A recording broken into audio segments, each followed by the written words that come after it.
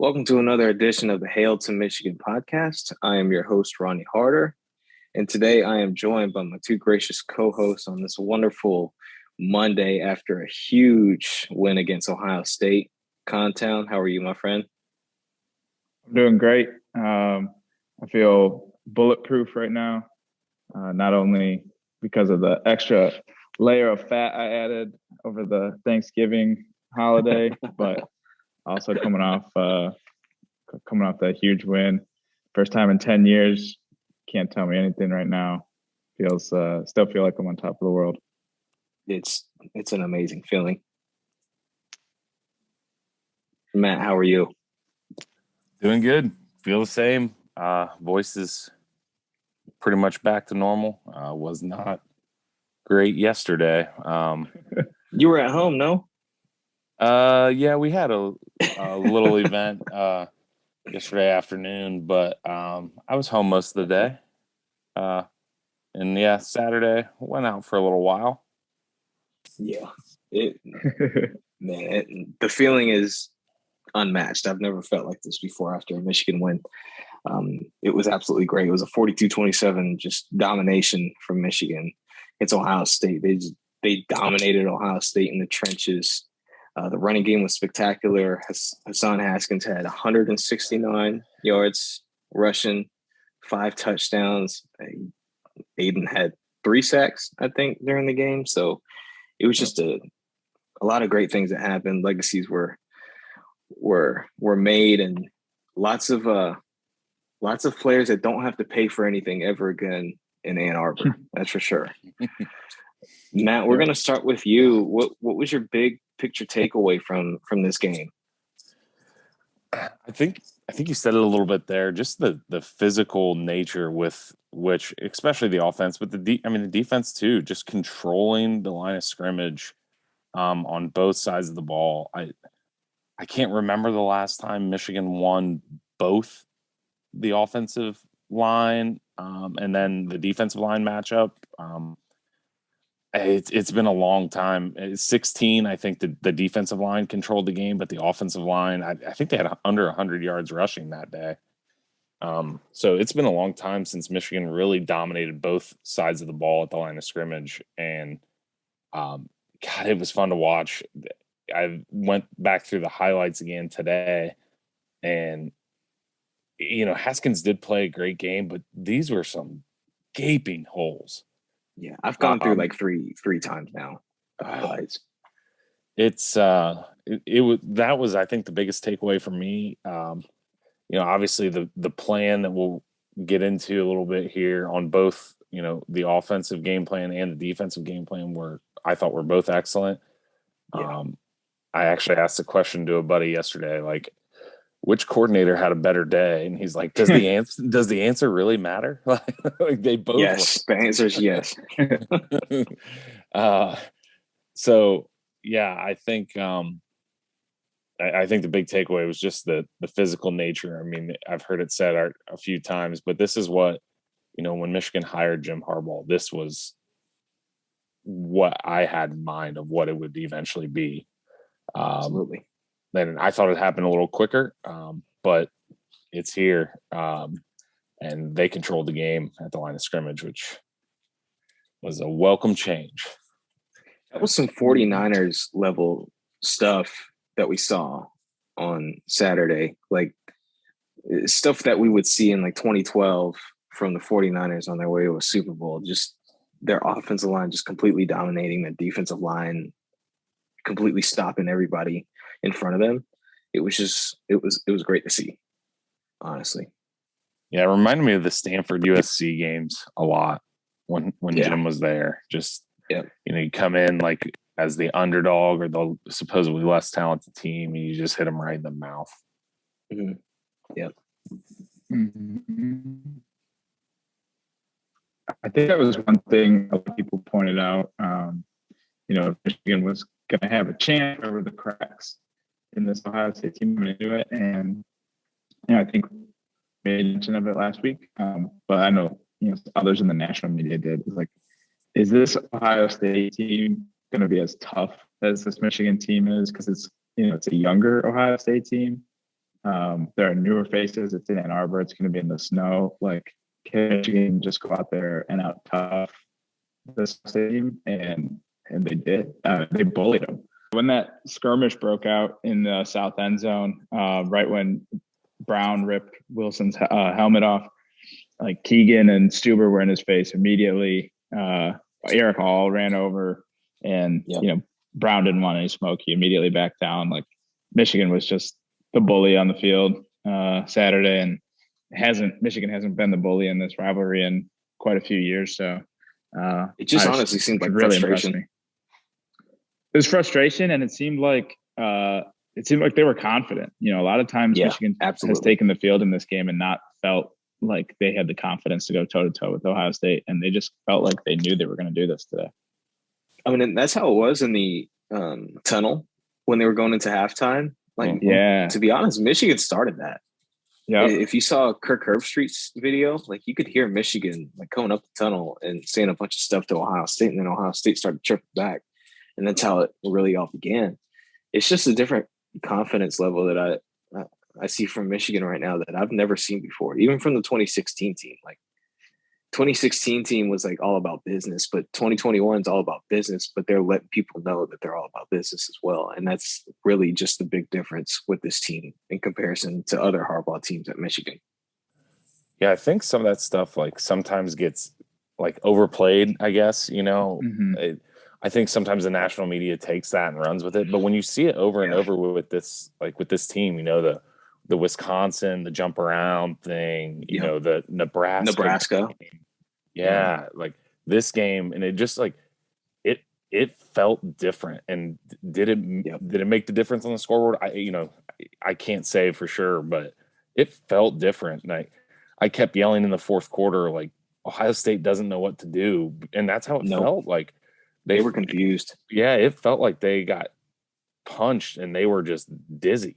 I mean, they just and Michigan didn't back down at all. I mean, there were so many chances for them to let that slip away. And I don't think Contown and I discussed this on the preview podcast, but I do think like Michigan having that loss and playing a little bit more loose, like with nothing to lose. Yeah. I think that's actually good for Michigan. Yeah, I think that mattered. Like, kind of, let them play a little bit more free and not like, maybe not. Maybe I'm just, imagining things there for that. But I felt like they had plenty of chances to fold and they never did. I'm not gonna lie, when K threw that interception, I was like, oh shit, here we go. Like this is it. Like, they had the chance to go up 14-0 and Ohio State's going to go down and score right away. But the defense held their own. We got helped on was it a false start on Ohio State on third down, and then Aiden ended up sacking Stroud to force them to a field goal. I mean, that's the type of stuff you don't see from before. I remember when Michigan had their chances in, I think it was 2017. They were up 14-0, and Metellus drops an interception, and Haskins scrambles for a touchdown, and then they throw another touchdown, and it just kind of went downhill from there. It was just different on Saturday. Like, if there was a mistake, Michigan still was able to come back and punch them in the mouth. Like, from the interception that Cade threw to the kick catch interference that German Green had against Smith and Jigba on the punt. There was just a lot of instances where they could have just, I guess you could say, lose control of the game. They never did. They actually took control and ran away with it. Yeah, even the RJ Moten, he dropped that pick right by the end zone. Yep. And the very next play, third down, they throw an out, and it's him and Smith and Jigba one-on-one. Yeah. He makes the tackle. Great tackle. Made the tackle inbounds too. Yeah, force a fourth down, hold him to a field goal. Like, the very next play, that same guy steps up and makes the play. Yeah, exactly. It felt different. It also, Michigan like won this game like in dominant fashion straight up because Michigan didn't hit on like any of the kind of formula to a Michigan upset that we laid out last week. And I'm an idiot, and that's this is public information, but Michigan lost the turnover battle. We lost the time of possession battle, and Stroud threw for nearly 400 yards, and this game wasn't even close. It didn't feel like we lost its time of possession battle. We talked about that the other day too. It didn't, because we were so efficient, which Michigan I was in control on I didn't offense the see whole coming. game. Right. So we just didn't go on long enough drives to win the time of possession battle because we were pushing them around so much. I mean, we were gashing them. Yeah, Robbins only punted, I think, 2 times. I think it was back-to-back drives that he punted, but I could be wrong. But yeah, he wasn't even on the field on the second half. Moody didn't kick a field goal. Nope. Is that the first time this year he hasn't kicked a field goal? I think second. No, you might be right. Penn State, did he kick a field goal? I was thinking Penn State, he didn't. Because he didn't miss one. It was 21-17. So he didn't, actually. Right. So, yeah. Which is impressive. I mean, it just shows how efficient the offense was. Like you mentioned earlier, Matt, the holes that the offensive line was creating for Haskins and Corum and whoever else was running the ball on offense was spectacular. I remember on the first drive when it was like a 3rd and 2 a couple times, and Haskins ended up running for 20 plus yards 2 of those times, and the holes that they created. And it was just okay, yeah, Michigan might have a day running the ball with Haskins just because the amount of space that he had to operate, and he took full advantage of it too. And so did Corum. He didn't have as many carries, but he had those 2 carries back to back in the second half that led to the 21-13 score for Michigan. He had that one breakout run for 55 yards that almost blew the stadium up. It was great to see. That was the single highest win probability added play for Michigan. That was such a momentum builder for them. Yep. Because you come out, you get the huge stop on 3rd down out of halftime, which you pointed out, Ronnie. And then Corum immediately sets him up in the red zone with that huge run. I mean, scoring first out of halftime in a close game completely tilts the odds in your favor. So that was huge. I believe that was a 3-play drive too. I think it was the 2 Corum runs. Yep. And I think Haskins scored right then. And it was 3 plays, and that was it. It was 3 and out, and then 3 and in. Yep. On that play that Haskins scored, they left that DN unblocked. Mm-hmm. He tried to wrong arm the puller, and the puller just let him wash himself out of the play. And it was all, and I think Keegan. Wasn't it Keegan? Yeah. I was going to say Keegan went down the field. Yeah. Keegan didn't have anybody to block. Yeah.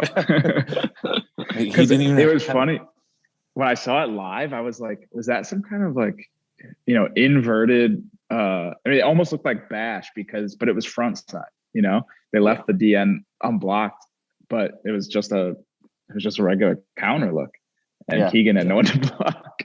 It looked like on NCAA inverted veer, power read, like that front side read, and they weren't reading him. It just Keegan, he tried to go inside Keegan smartly just let him go. He took himself out of the play.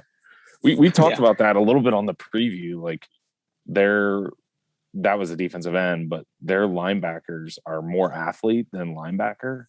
Mm-hmm. They're not really good at reading. It looked like they were out of position and confused a lot. Absolutely. And if we're getting Steel Chambers. Yeah. Chambers had a horrible game. Yeah. Was it him that basically blocked himself at the goal line? That clip that's going around. Oh man. He wanted it was Chambers, Eichenberg, and Simon. Oh, actually, that may have been Simon on the goal line. But someone just number 30. That's Simon. Yeah. Chambers is 22. 22. Eichenberg's 30. Simon jumped. He jumped into Zinter's block. So Zinter was taking the D tackle into the end zone, and then Simon was like, I'll come along for this ride. I don't want any part Center of was that. probably like, I'll take this. Yeah, this seems like a good idea. 2-for-1 special, yeah. The first third down for Michigan in the game is the 3rd and 2. Kind of one of the plays we were talking about, Ronnie. Haskins goes for 16 and finishes it by absolutely putting a hole in Shaw's chest. Yes, to end the he did run. that a couple times this game. And that was kind of like, that was third play of the game. That kind of felt like, okay, Michigan's not going to lose this game for lack of intensity and toughness. Like Michigan's here to beat Ohio State's ass.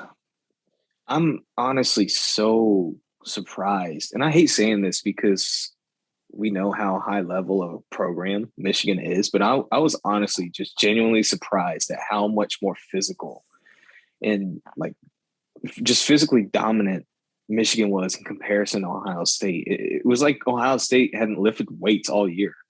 It was insane. Like the D-line was getting no push. I don't even know that they had any quarterback hurries this entire game. I know they didn't have any tackles for loss in the entire game. It was just it was such a surprise. The time I remember it was the 1 3rd down that he still got out. And like you said, no negative plays for Michigan. Say that again. It cut out. I don't know why it's doing that. The only time Cade was hurried was that 1 3rd down. The 3rd and 7. Ended up getting, he got out and got the ball away. So he damn near spiked it. Yeah. But they got no real pressure all day. Yeah. So we talk about Michigan being physically dominant, and look, we all know the story. Aiden Hutchinson, 3 sacks, broke the all-time. Was it the single season record? Was it Lamar Woodley's record that he broke, or was it his dad's? I want to say it was James Hall. Oh, okay, James Hall. So neither one of them. It was 12. Gotcha. Yeah, it could be Woodley. It was 12 though, and I want to say it was like a lesser known or not as recent player as Woodley. Gotcha. Either way, he had a spectacular game, but I don't want to talk about Aiden Hutchinson. I want to talk about the other guys along the defensive line who I thought were instrumental in Michigan getting so much pressure on Stroud this game. I thought Mozzie Smith, Chris Hinton, obviously Ojabo, I thought they played an outstanding game, which allowed Hutchinson, obviously, he was dominant against whoever he was up against, but it helped him a lot in getting to the quarterback. Contown, talk about what you saw from the interior defensive line from Michigan against Ohio State's O-line. Yeah, so real quick, it was David Bowens, and then Lamar Woodley did tie that in 2006. So Bowens in 96 and Woodley in 2006 both had 12. Yeah. So that was 50% right. Yeah, you were right. Close enough.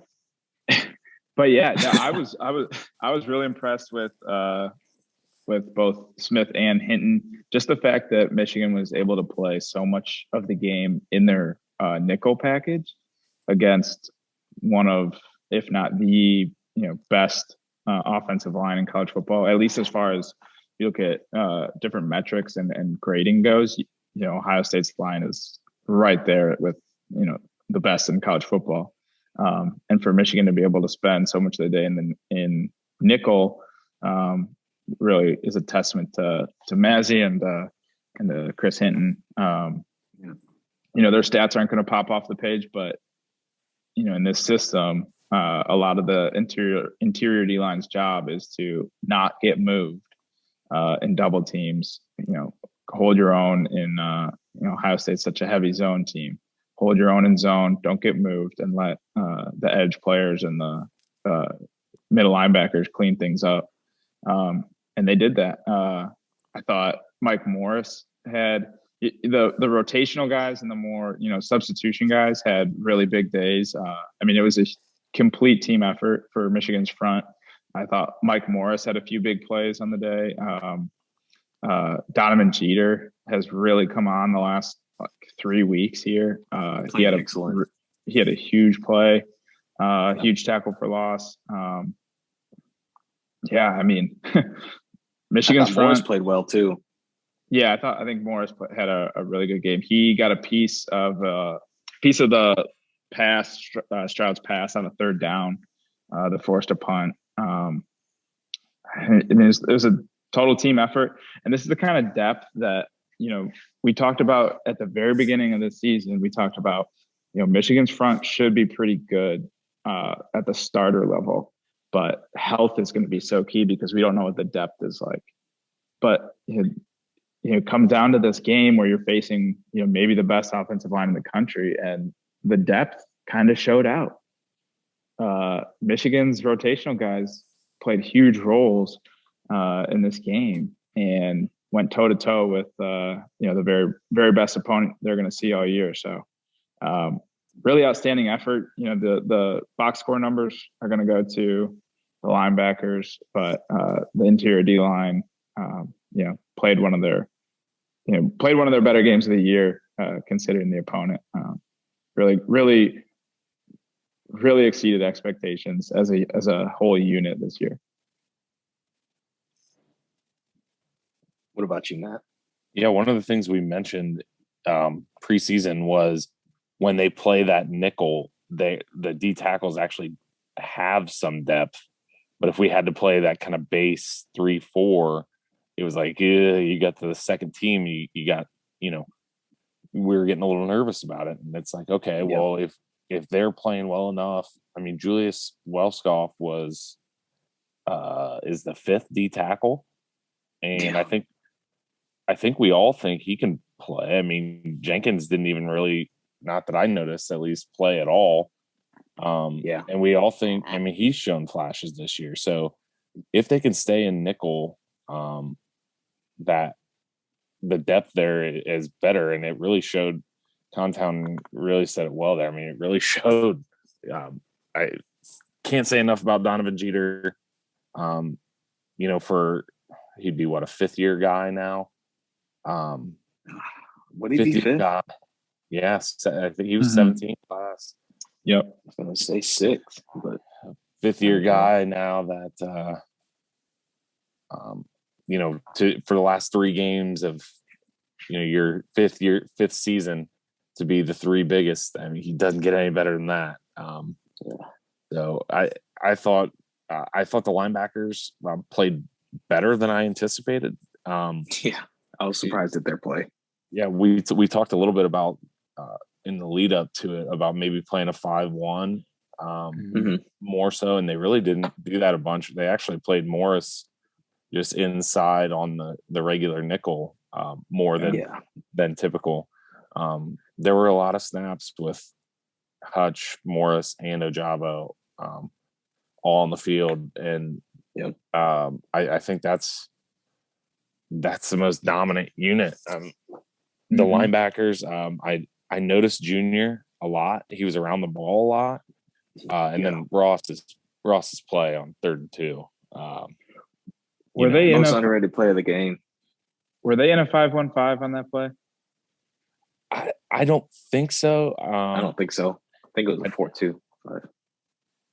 I can look real quick because I'm not far from it.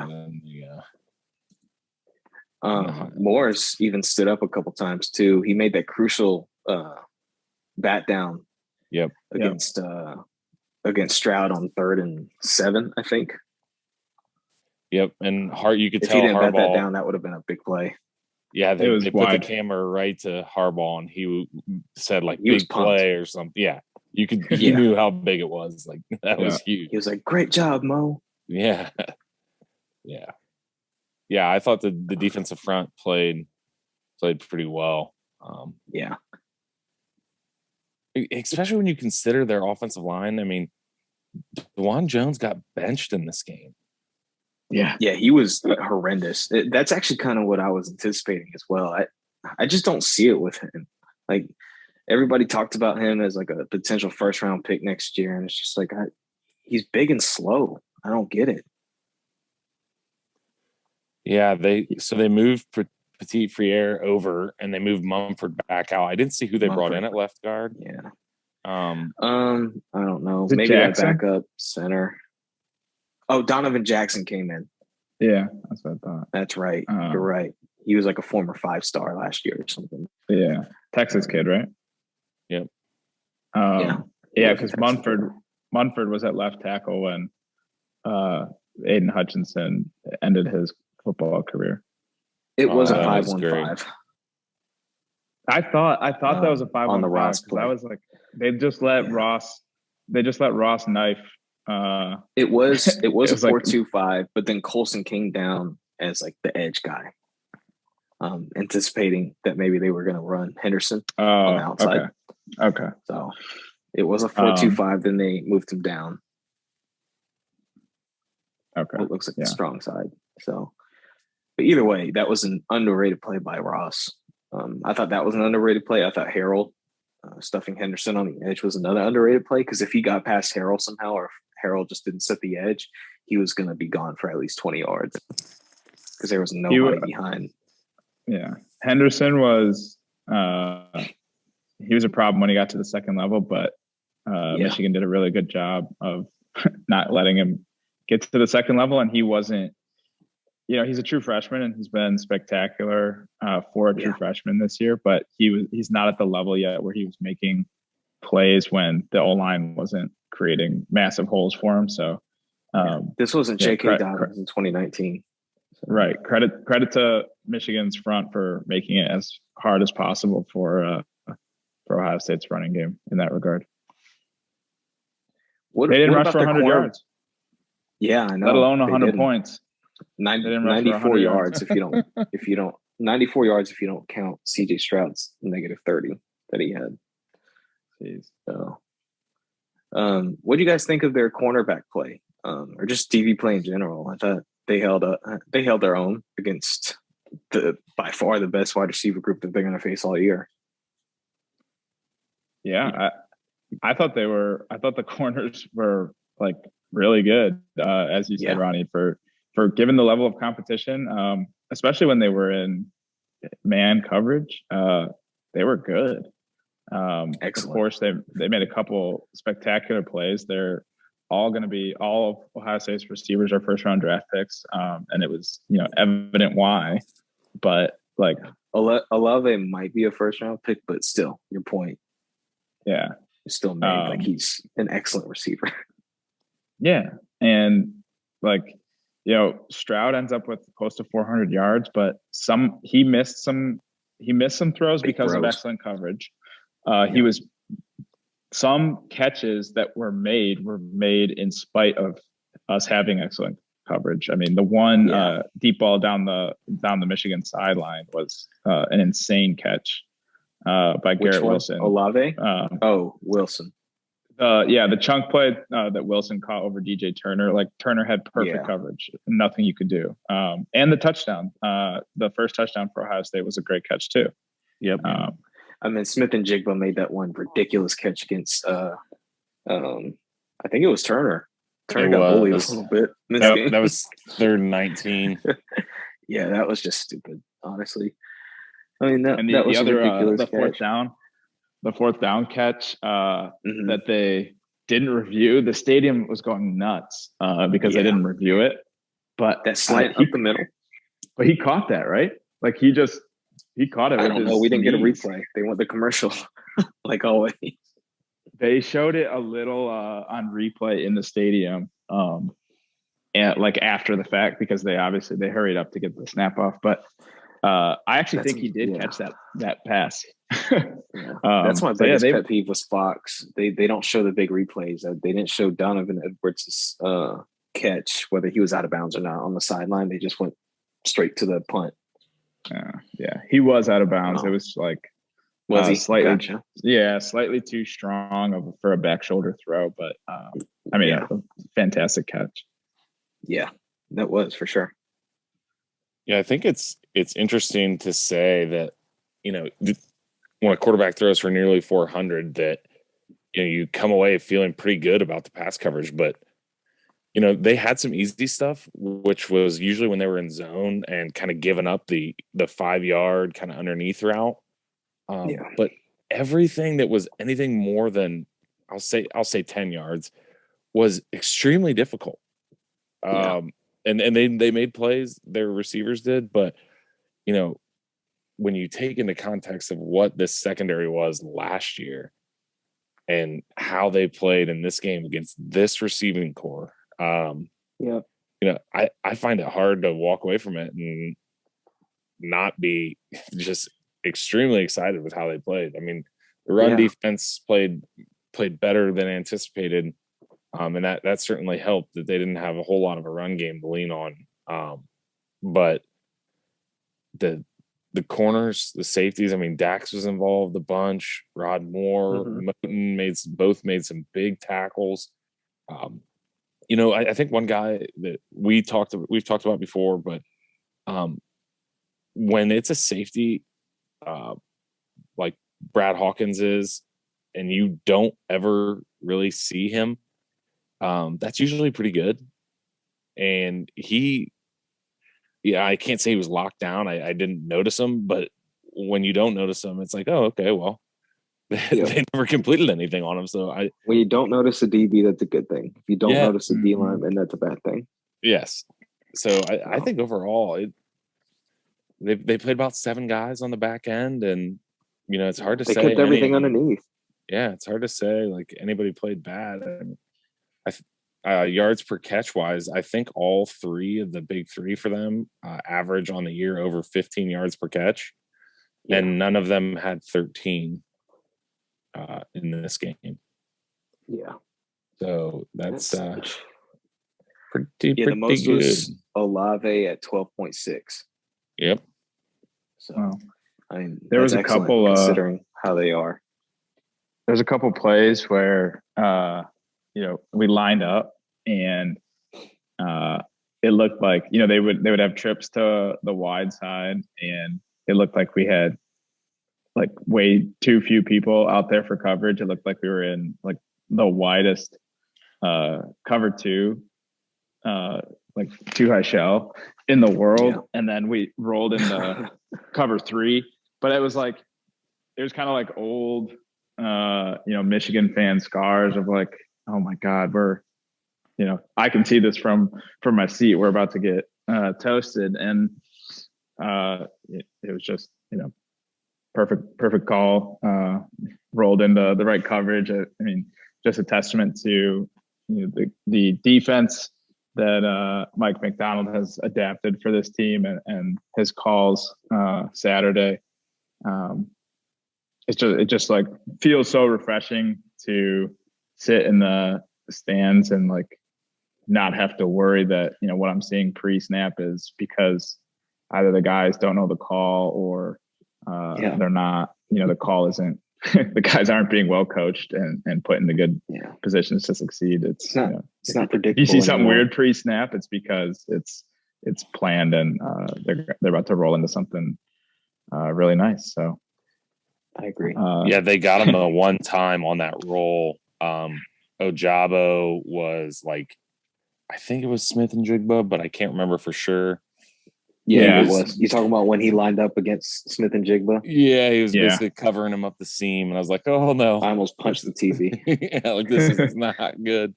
But yeah, you're right. That was bad. For the most part, they rolled, rolled coverages, good mix of man and zone. I would say that was the one bad defensive play the entire game. Like everything else was just kind of like, well, what can you do? I actually watched this when I rewatched the game when I got home. I remember watching that play, and probably only because I knew the outcome of the game. But I was just impressed that Ojabo stayed with him for as long as he did. Like he actually got a hand on his jersey after Smith and Jigba caught the ball. So it reminded me of Uche against Northwestern a couple years back, where it was like a 3rd or 4th and long, and he somehow stayed in stride with somebody, and it was like a big time, like it was a thing that so many people talked about. Was like, how in the hell did Uche stay with whoever it was at his size?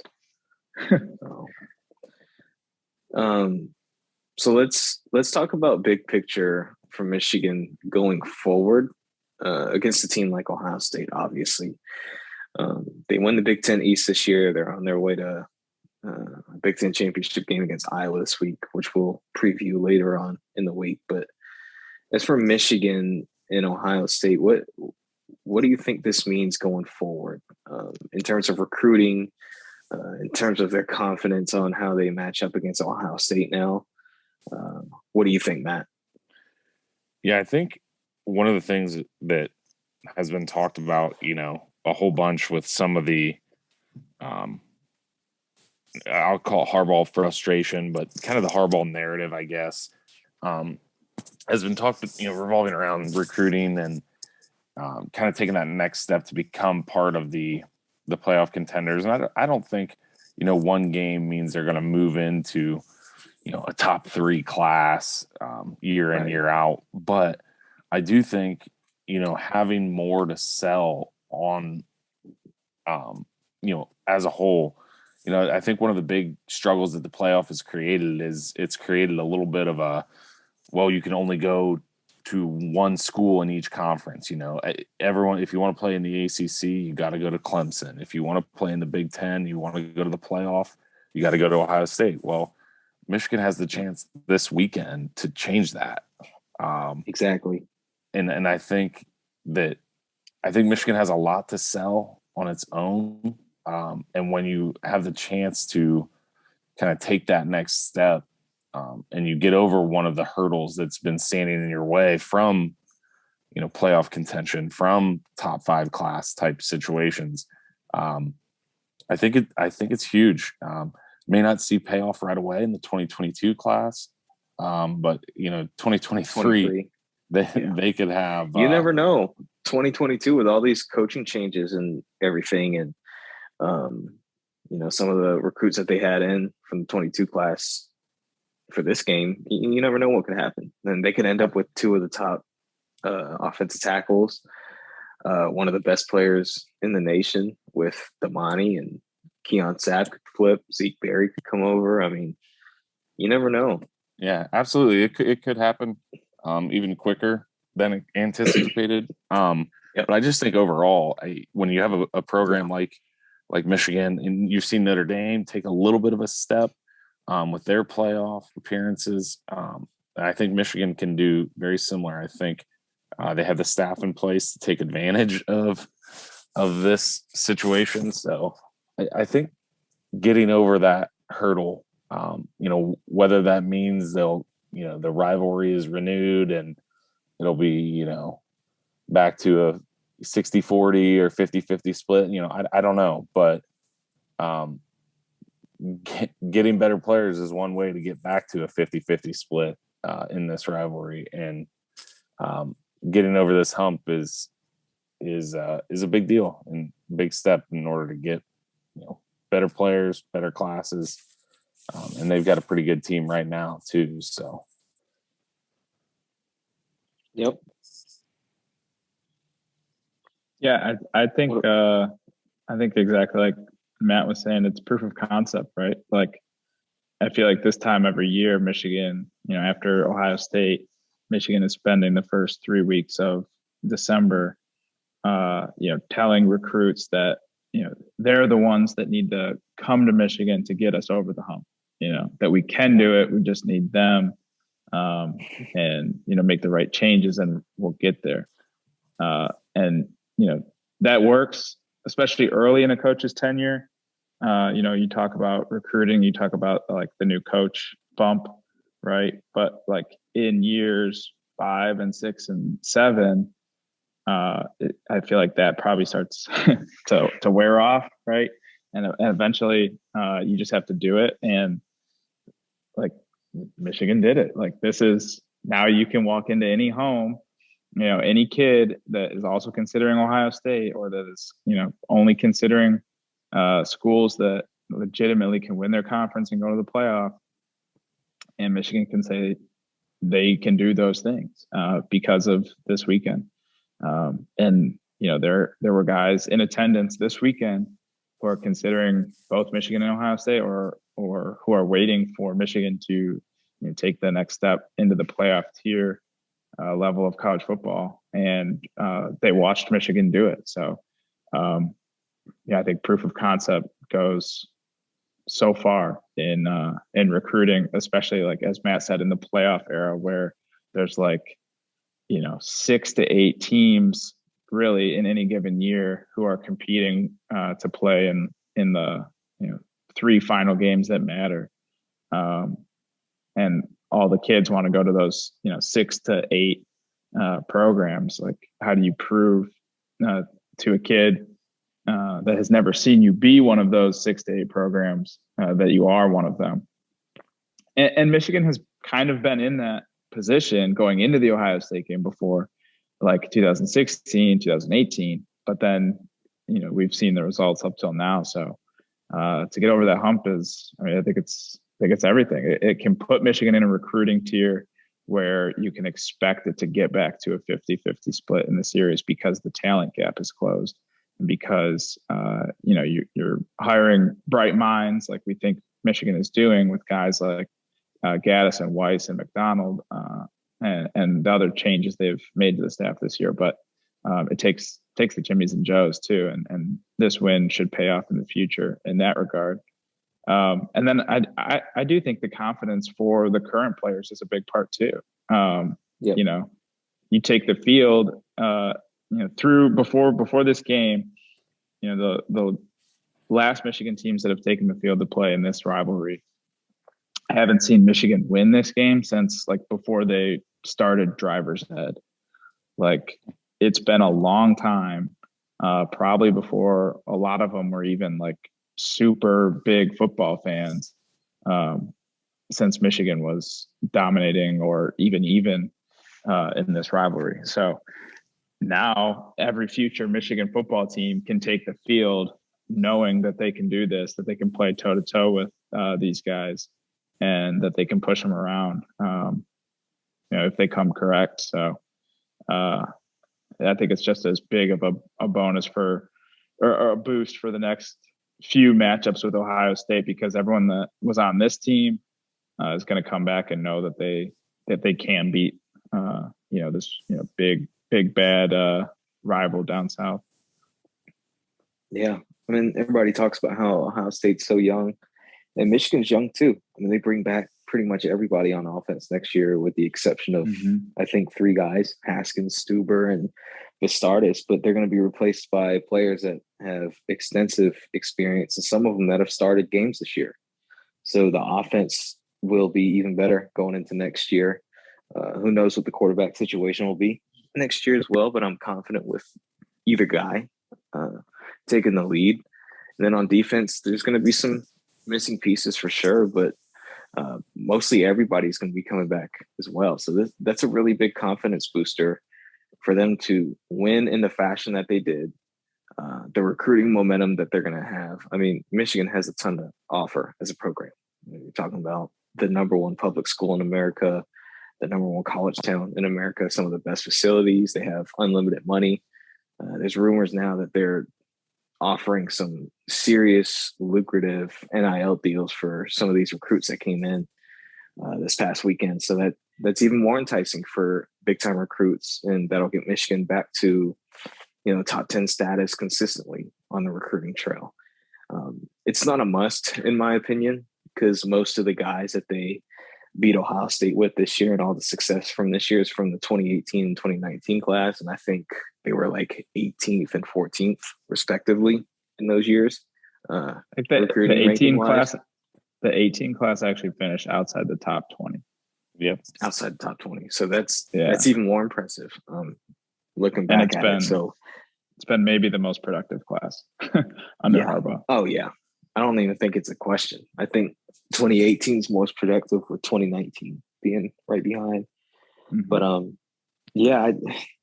I think this is huge for Michigan going forward, and gives them the confidence and has them thinking that they can compete with Ohio State and not only contend for Big Ten East championships, for Big Ten championships, and going into the playoffs going forward. So I think it was huge. The other thing I think is it's just so much free, like winning this game is so much free advertising for the program and for the university. Like if Ohio State won, it would be another, another in the line of Ohio State victories, and it would be out of the news cycle, the sports news cycle pretty quickly. But yeah, like maybe it's anecdotal. It's just like the people I follow and interact with on social media, but the media is covering this game so much more than they have the past, 7 Michigan Ohio State games. And there were like major celebrities on hand that were not affiliated with Michigan. I don't think this was like publicized, but DJ Khaled was at the game and I think talked to the team before the game. Really? Yeah. I know. I just found this out. That's random. I just found this out today. He did an event with the basketball team previously, so I don't know what his tie is. Because Juwan was with the Heat, right? Well, and so the other celebrity that I learned was at the game was Alex Rodriguez. What the hell? Yeah, Madonna was there, but she's a Michigan. She's a Michigan person. Yeah. Native and one-time student, and her daughter is a current student or recently graduated. Paris Hilton was like did like a video that thing. Was odd. So she may have just married a Michigan fan, or she knows. That's what it was. Okay. The other thing I thought, because isn't she trying to be a DJ or does DJ? And Michigan had a DJ. What Paris Hilton's doing nowadays? Yeah. Michigan had the DJ on the field during the game, which if I wasn't so tense about the game, like it was kind of like cracking my anxiety and making me laugh because he would come on like during the media timeout and like before the fourth quarter, right? And he would come on and be like, "Okay, Michigan Stadium, 15 minutes until we fulfill our destiny. Let's get live." And then like just throw on a song. It was pretty hilarious. But like mainly Pump It Up, it seemed like. Oh, I was going crazy for Pump It Up. But yeah, it just put like the national spotlight back on this rivalry and on Michigan. And that's a good thing for Michigan and for recruiting, obviously, but it's good for college football too, right? Like kids want to play in this game, which is historically one of the best rivalries in all of sports. And like Michigan winning again is like, oh yeah, this game is supposed to be like the biggest game of the college football season. And I want to be a part of it. I want to go to it. I want to watch it. Like everyone nationally is going to be paying attention to it again. Yeah, it felt like it renewed that excitement. Yeah. Like I was talking to my brother about this, and like he's 2 years younger than I am, and we were, under 10 years old during the mid to late 90s kind of stretch there. But I was like, this is what this game used to feel like every single year. And now, like, it's kind of gotten to the point where it's kind of, as a Michigan fan, you're kind of dreading it, whatever, prior to Saturday, obviously. And if it feels like, okay, I'm already thinking about the Ohio State Michigan game next year, like that kind of sense of renewal there. 2011 kind of felt like a perfect storm for Michigan. Whereas this felt like, okay, they're kind of, I don't want to say they're back, that whole Texas is back thing, but it felt like the rivalry is back now, that it's back to what it should be, back to how it should feel. And now it was Saturday. It was awesome. I completely agree. Any last thoughts before we wrap it up? No, I mean, just kind of adding on to that, like being at the stadium, it had like slightly a Super Bowl atmosphere because there was a good amount of Ohio State fans, but it kind of quickly turned into a more typical Michigan home crowd because I didn't notice it as much as I have in years past. It like visually looking, because my seats are very close to the top of the stadium, so like looking across, the red stands out. But once the game started and people saw how Michigan was playing, it was like, the Ohio State fans were very quiet. And then, the environment in the stadium was electric. It was every bit as good as the Washington game was earlier in the season. And then storming the field, so this is another, I think, thing that impressed me. Michigan, as an institution, and the event staff and security was very supportive of rushing the field. And that kind of feels like it's almost embracing the youth movement and the more having more fun that the football team specifically has undergone in the last year. The event, the ushers and the security were opening the gates to rushing the field and helping people get down on the field. So it was just great. It was Michigan came into this game knowing that the environment was going to be great and that they were going to win and that they were going to party super hard afterwards. And I think just like the football team, just like the roster and the coaches themselves, but the whole football environment should embrace the having fun, having celebrities on hand, having make everything a big deal, make everything fun. It's just better for everyone involved. And it was great. Proof's in the pudding, right? That was probably the best environment of any college football game in this whole season. Matt Leinart said it was the best one he's ever been a part of. So he's played in 3 national championship games. So that just goes to show you what success can do at a place like that. So yep. Saw a guy light a cigar with a match on the field. So Mel Tucker style.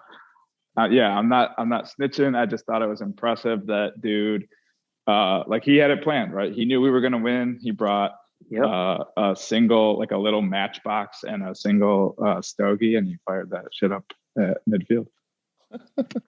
So good. Now that's how you end the podcast right there. Lighting a cigar up. So, well, that does it for this episode of the Hail to Michigan podcast. I'm your host, Ronnie Harder, joined by my 2 gracious co-hosts, Matt and Contown. Be on the lookout for the Iowa preview, likely on Thursday, as we preview Michigan versus Iowa Big Ten championship game, 8 p.m. Eastern on Saturday. Be sure to find this episode on Apple, Spotify, YouTube, wherever you find your podcasts, and rate us, review us, subscribe, download, do whatever. Do it all if you would like to. So thank you for listening. And as always, go blue.